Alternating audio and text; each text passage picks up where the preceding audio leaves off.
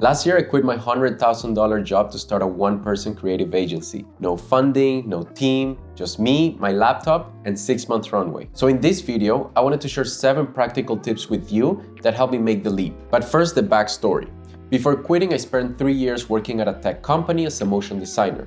The job was well paid, came with great benefits, had a hybrid setup, and amazing colleagues. And most importantly, I had a permanent contract, which if you're living in the Netherlands like I am, you know how much security that brings. For a while, that was enough, but then something shifted. I had always known I wanted to start my own business. And when I turned 30 last year, I had a moment of deep reflection. And I asked myself, is this really how I want to live the next decade of my life? The answer was a hard no. So I gave myself permission to try it. There wouldn't be a better moment. Worst case scenario, I would find another job. So here are the 7 practical tips. Number 1, start while you're still at your full-time job.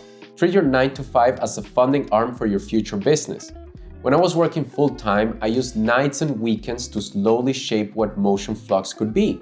I tested ideas, built a small portfolio, and had early conversations with my future or potential customers. This is important because once you quit, you feel the pressure to make money, and fast. Starting early gives you a head start and makes the transition feel a little easier. Save at least 3 months of runway, ideally 6.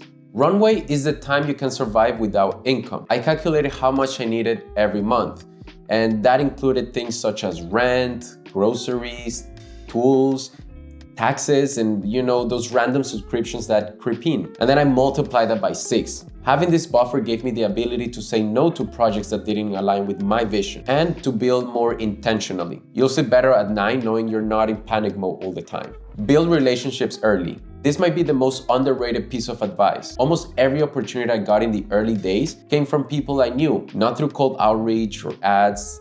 If you're still in the job, use that time to show up in communities, help others, ask good questions, and connect with people in your space.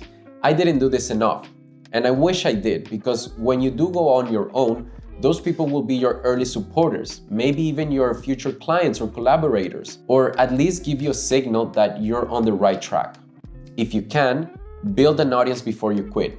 You don't need 1,000 followers. Even a few dozen who are genuinely interested in what you're building can make a huge difference. Post what you're learning, share behind the scenes of your process, talk about the problems you're solving. That small but engaged audience will give you feedback, boost your reach, and make it easier for people to trust you when you eventually launch your own thing. Momentum matters more than a perfect plan. I say this as someone who used to overthink everything, and still do. You can spend months researching the best strategy, best tools, best niche, but nothing beats doing. Start small, start today. Taking perfect action. Clarity comes from movement. There's this saying in Spanish that I love, al andar se hace camino, which translates to that you make your path by walking. Don't wait for it to be perfect, just start moving forward. Track your progress, even loosely. I didn't set up a super complex dashboard or KPI tracker, but I did write down every win, big or small. Every project that came in, every kind message, every milestone. I would screenshot it and save it. This helped me stay grounded when things got tough. And if you're not already doing this, track your finances and take it seriously. Get your bookkeeping sorted from day one.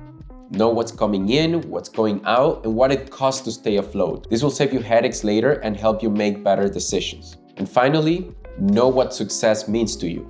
This might be the most important one.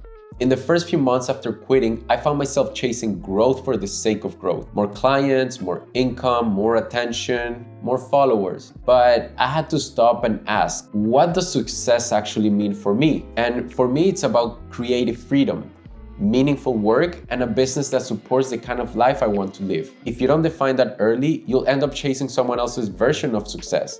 And you might wake up one day realizing that you just got yourself another job. So leaving my full-time job wasn't really about rebellion or some kind of burnout. It was really about being intentional with how I design my life. I now have a clear vision of the kind of life I want to live and how my business can support that. The path to get there might change, but the direction is set. I want to build something I'm proud of, something creatively fulfilling and something that supports the lifestyle I value. I'm not in it for global domination or a billion-dollar exit. So if you're standing on the edge of making a big decision like this, I hope this gave you something to think about. And if you're already taking the leap, let me know how it's going in the comments. Would love to hear from you. That's all I got for today. Until the next video, take care.